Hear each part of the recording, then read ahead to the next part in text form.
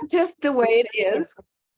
It Low system resources. It is Friday, low system resources. Hey there, everybody. I'm Dr. Brenda, sociologist.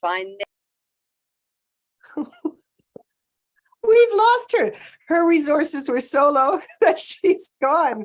That is incredible.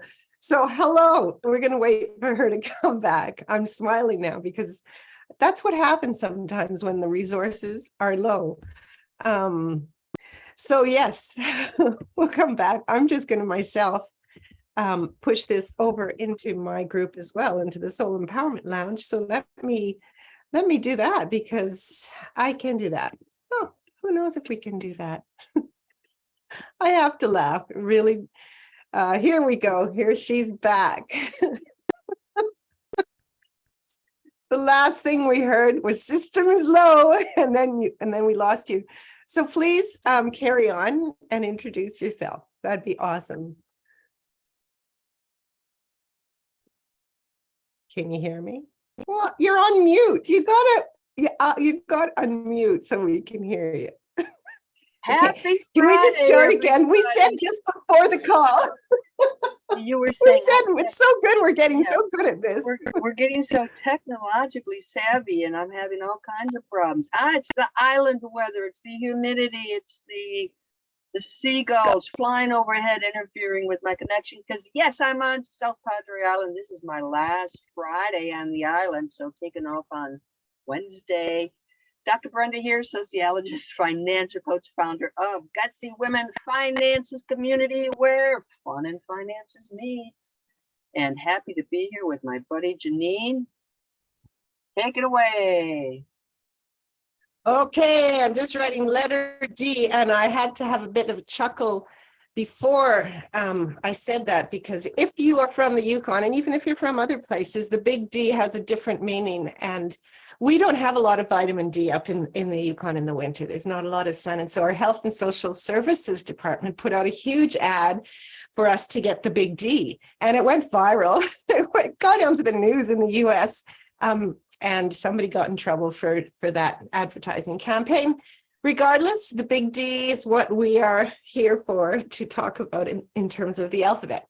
I am Janine McJannet. I'm a women's empowerment and play expert, coach, and hypnotherapist in rapid transformational therapy. I can't even say it. Rapid transformational therapy. What the heck is all that? Well, I can show you that you are able to get rid of your negative thought patterns and limiting beliefs through a mixture of hypnotherapy and coaching. That's what I do, finding the freedom to really relax. And that's why Brenda and I have connected. Dr. Brenda and I are all about finding fun and freedom and relaxation, yet still, making a profound difference in our world, aren't we? What's the letter D mean? D. What does the big D mean? What is the big D? Okay, it means penis. Oh, okay. The big D, so yeah. Okay, so my head did not automatically go there. So now everybody's educated on the big D. Yeah.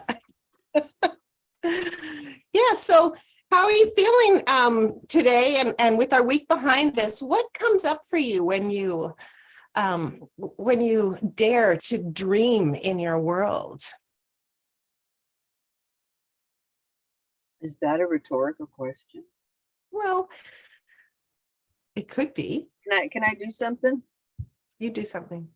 Okay, I'm going to share this. Oh, we get a share. That's pretty cool. Share. What do you see? What do you see? I see Dr. Brenda has started to share. It's a little one of those flowers, and the wind is blowing it away. The seeds are flying freely. Okay, you know what that is? Maybe That they is don't have them up in Yukon. Yeah, they do have them up here. They're whatchamacallits. They're dandelions. Dandelions! Dandelions! Okay. Okay, so let's come back. So dandelion starts with the letter D. This happened last weekend. I was on LinkedIn and somebody posted, she was in her RV and she had guests, you know, I mean, RVs are small, right? And she had like 5 people in the RV, and one's playing the guitar and they're singing and they're having such a great time. And she said, this is a term my friend used. It's called a dandelion moment. It's Oh. those moments in life where, you know, like everything is exactly, it's so special, right?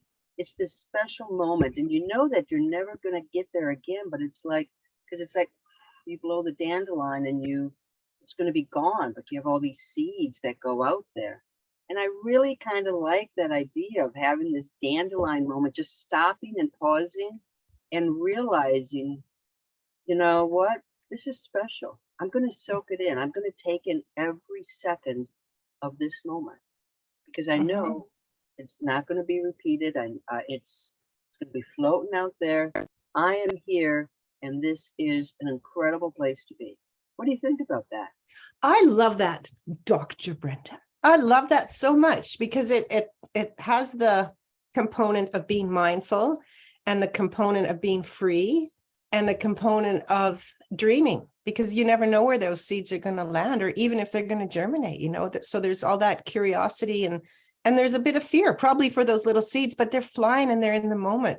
And who knows what their destiny is. And so I love that. I'm going to use that a lot. I like the dandelion. Yeah, I've never heard that term before. So I was like, you know what, that's kind of cool. And it's about being mindful and living in the moment, because, you know, like you and I were entrepreneurs, so we're always thinking about what we have to do tonight or tomorrow, and how to fix this and how to do this. And we're always planning, how do we get more folks into our communities? And it's like how, why, what, if.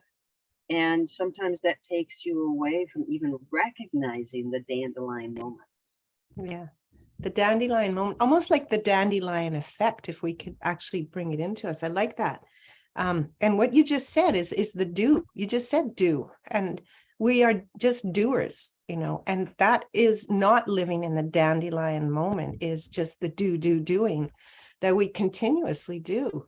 And keep busy. And really, for entrepreneurs and for others, it's just like, how can we share our message? How can we help others? How can we be of service more? Because I know that we all, you know, not we all, but you and I and many really love and are passionate about what we do. But there's a certain dance in there that we have to play with the doing and the being, right? So Well, we are, after all. But we also encourage people we serve to do, because Yes. like I talk about, you know, sort of my 4 process approach: dream, plan, save, and do. Mhm. And I've told people, I said, it's the doing that's the hardest part. So, you know, I wasn't sure what my dream was. I discovered what it was. I had a plan and I had saved, but jumping into this RV life in particular, actually doing it was the hardest thing I've ever done. So you can get yourself set up. I mean, you help women too, you empower them, and empowering is about moving from thinking about it and talking yourself out of it and giving excuses and finding all the worried about the what ifs, and you push them into doing, push them into taking action. And push us into taking action too. And that's the dandy thing about it, is that we know that there's a difference there between the thought, the plan, and the action and the doing. And that's the hardest part. And you're right. It's where we need to guide, we need to lead, we need to pull, we need to come together, we need to network and support, so that we can all help each other diligently move forward to take that action. Okay, so that's a heavy discussion. You got a word? Toss on a word. That's a heavy discussion. Do we have any words? Okay, let's talk about dynamic. Let's talk about being dynamic, feeling dynamic, what dynamic means to you in terms of, you know, personal development. Dynamic, the first word that comes to mind is change. We get up in the morning, it's a new day. We change all the time, but we have, I believe, this resistance to change. And I see it a lot, like in relationships, and like, I'm a financial coach, but a lot of folks are not on the same page. One partner wants to change and grow and go, move into this direction, and the other partner wants to stay where they're at. And Yeah. those dynamics are really hard to put together. I've told this story before, but it's just the woman in the Virgin Islands.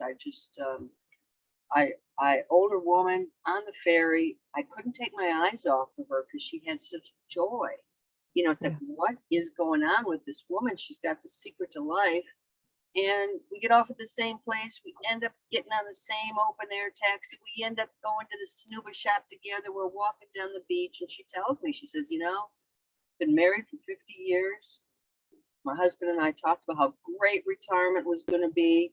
Well, he's sitting home on the couch watching TV. I couldn't live my life like that. I only have so many years left. Went to the Virgin Islands. I'm here volunteering for a conservancy agency. She was just bubbling with joy. Yeah. But I thought, here was this dynamic, incredible woman who knew that she had to take some risks to live the life she wanted. And one of the challenges is, having to get a divorce or leave that person that was holding her back. Yeah. That's really cool, because she made a decision based on her discovery to really make a determined effort to make a change, to do, right? And that kind of dazzling dance that she was doing to be able to free herself, whether did she stay married or whether she divorced, right? I believe she divorced, but the other thing it taught me is, and I look at this with my mom. My mom is 90 years old and just this amazing woman, publishing, writing her books and her stories. But we think of like age as a deterrent to growth, a deterrent to dynamic, to change, and it doesn't have to be. No, it doesn't have to be. The only time that age matters is if you're cheese, right? That's a book that I have in the bathroom. Cheese and wine? Cheese and wine, but it's understanding what the difference is and how you can make a difference and how to do that. Like how you just mentioned it, the risk. Taking that risk takes us from the sitters to the doers. And making a decision sometimes is the hardest thing in the world to do, because we are used to it and our mind wants us to be safe and comfortable and protected. So any risk or anything that might be uncomfortable or uncertainty, we tend to hold back from, I don't know what's out there. I'm afraid of it. Okay, so you prompted a really good question I have for you. So let's talk about decisions and making decisions. Can you tell me how you make decisions now versus how you made decisions 20 years ago? Fear-based versus soul-based. Wow, you went right directly to that. Well, yeah, that's because I had to really understand how to make a decision, because I didn't understand what decision making was. In the old part of me, it was just like the first instinct that came, I would make a decision, and often it would be trying to make somebody else's life a lot easier than mine. And that's the people-pleasing tendency that's in there. A decision was not for me thinking about all the different, the pros and the cons, the advantages and the disadvantages of making a change or not making a change, which is how I do it now, quickly. But it was just like, okay, I'll do that. I'll do it. Yes, yes, yes. And I became this yes queen who couldn't say no. And so my decisions weren't mine. They were just based on my need to belong and feel loved, which goes right back to a whole bunch of dysfunction, but carry on. So okay, there's a dynamic, there's a change. Can you tell me how you transitioned from one to the other? Was there, go. It took a while. I had to put my time in the corporate cage of complacency, as I call it, and realize that, my destiny wasn't going to come and get me. I had to go and get it. So that's when I quit the corporate, and you and I both did that. And, for many years, I was denying that I had the potential to move forward and be great in whatever I did. So it was at that point, and then I started to drop down and drop down. There's a double D. I Woo! decided to drop down all of the fears that were keeping me safe. And that's when I started to open my ears and open my mind and open my heart and started to learn and started to come into the coaching business, and then started to really research how I could be a better person. And one of the biggest things was making a decision. And wow, it's a whole coaching class that I put forward is just on how to make a decision.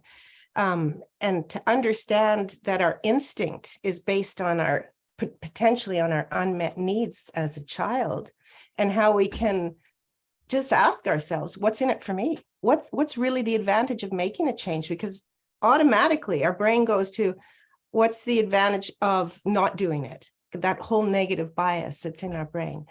I can do it, but the first thing that comes isn't often the best thing that comes. So giving it some time and thinking, what are the advantages of making this change? And what are the disadvantages of making this change? Whatever that decision is, whether it's, losing weight, stopping drinking, whatever, divorcing your husband, and then moving it to the other side and asking, what are the disadvantages of not making the change and the advantages of not making the change? So you have all of those, and then it sort of opens up an area. It's like, usually the advantages of making the change override everything else. And that's what we don't see when we make instinctive sort of conditioned fear-based decisions. There you go. That's a bit of a deliberate. Wow. What about you?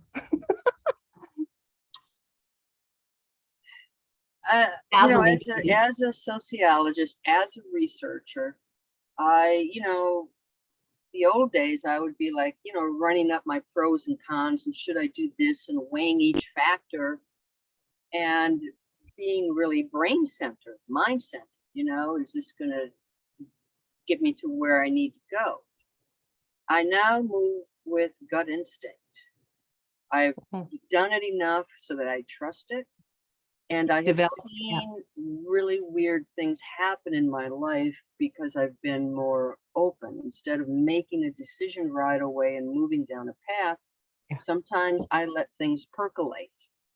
And somebody will come into my life at the right moment, or I see something and it's like, what, that's what I want to do. And so I've left myself be more open to the possibilities than when I was younger.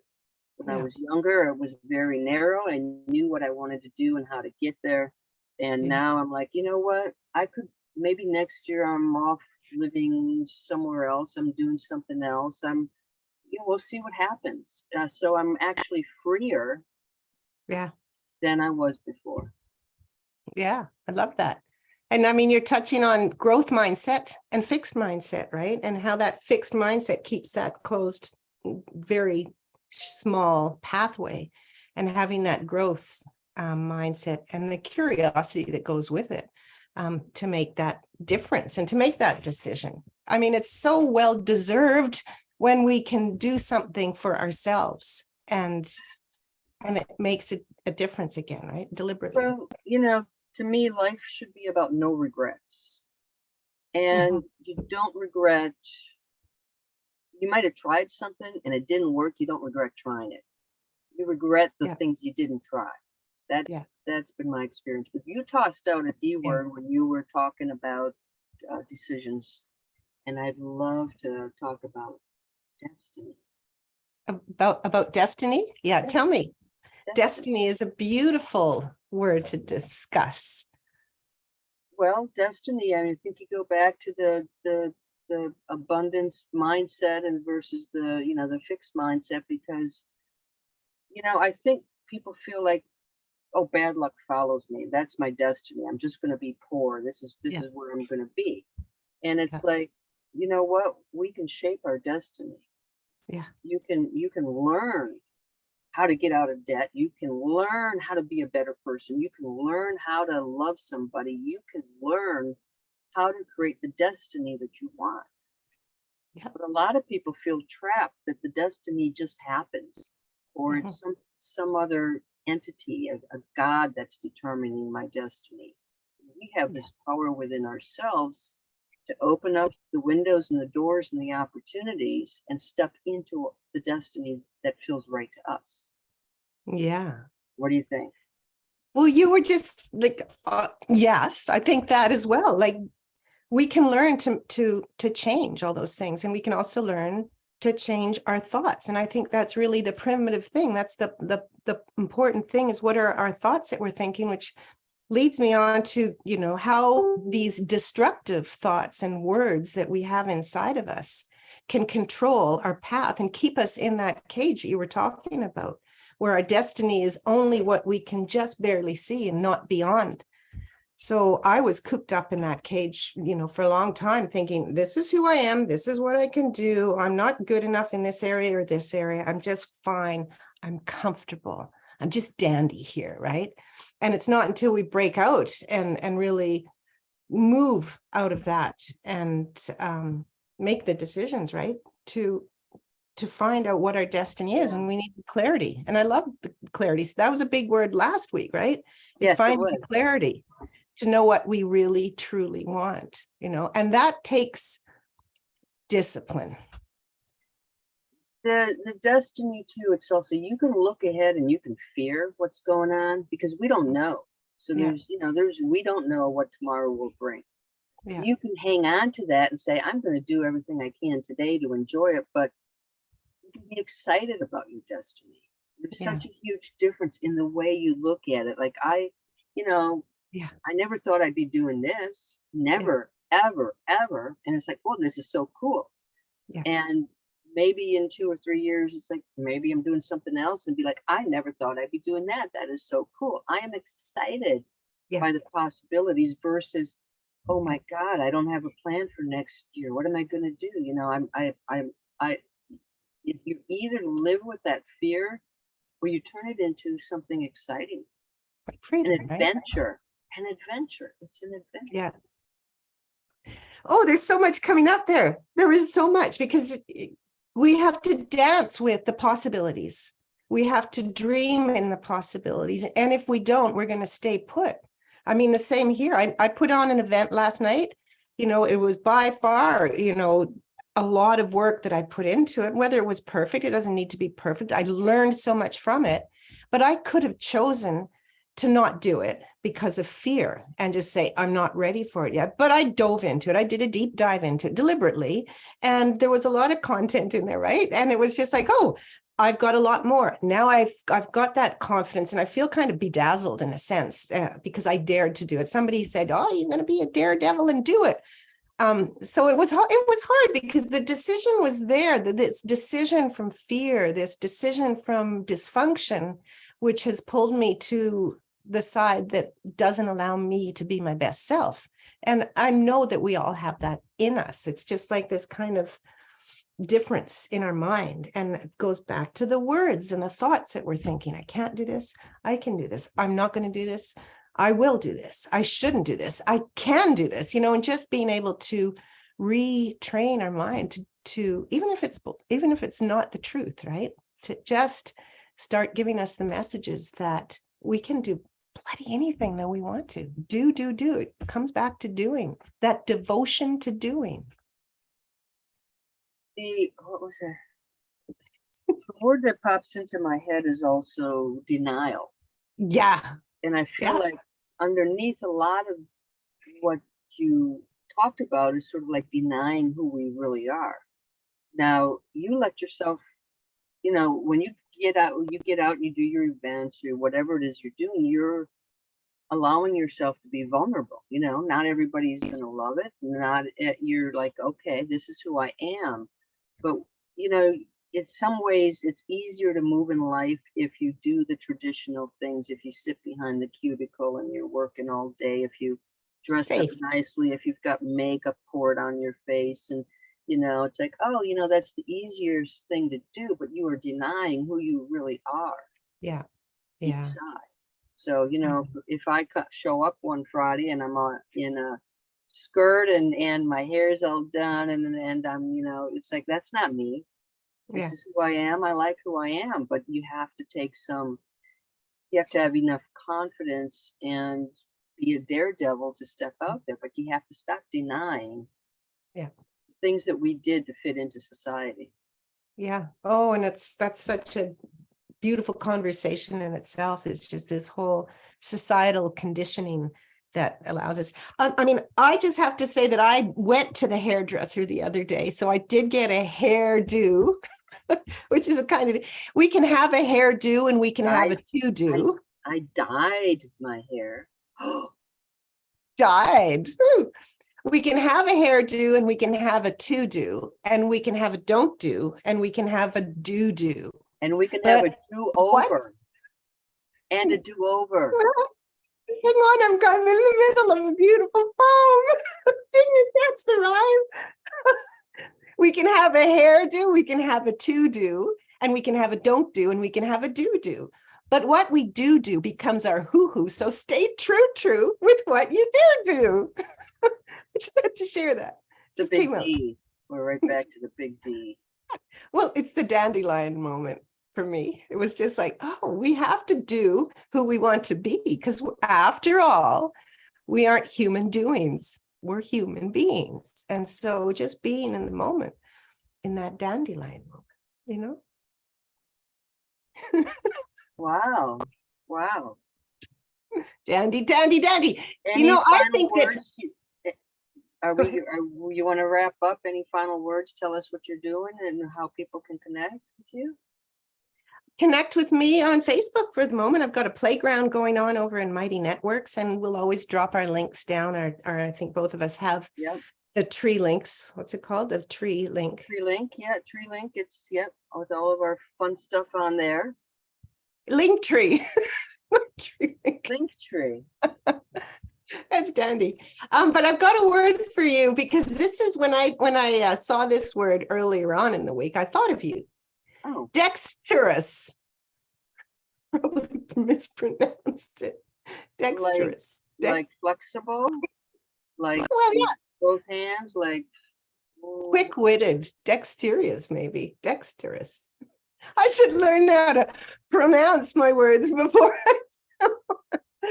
But yeah, it's just like, how can we enjoy life? How can we play more? I think maybe that's what we wanted. How can we dare to be to find that joy in that play? And you can find me here. That's about it from me with my new hairdo. Okay. Well, I've got I have I have 3 scholarships. Great opportunities to jump into Financial Freedom Academy with a scholarship. You don't have to pay for it. So the deadline is Sunday night, and you can go. I mean, I'll give you that link, the link tree, and you can go apply for the scholarship. And awesome. March is right around the corner. March is $1 Million March in Gutsy Women Finances community. Yeah, I worked on this stuff this week, and it's helping you calculate net worth in the Wealth Builder program, and then playing around with your numbers so that it turns into $1 million. That's really powerful stuff. Yeah, so I'm gonna come. Can I apply on the? Yeah, I might apply on it. I can under a pseudonym. Maybe come play in my playground. It's delightful. It's delightful how we can discover that our destiny and our dream is so close. And what we didn't talk a lot about was dysfunction, but we don't need to, because dysfunction is in the past and we're reframing that into functionality. But that's for the F, so we can save that. Yeah, and we covered quite a bit that, how we switch from decision making. I mean, part of your decision making might be based on dysfunction. And hey, we got that covered. Yeah, we got it all covered, girl. Cool. Okay. Well, we got to do a new schedule next week because I'm on the road. I'm driving. And I cannot do this while I'm driving. No, you cannot. The big road. That would be quite erroneous. Dangerous and erroneous. Because we're E next time. All right. And Janine, you can catch me in Facebook. What's up? E is tough. E's gonna be is it? Yeah. I don't know. I don't know if it's tough. See, if you start saying to yourself it's not tough, I bet you the E's are just going to fall into your lap. They will. When we know that we got something coming up, all of a sudden the E words pop up. It's destiny. Yeah.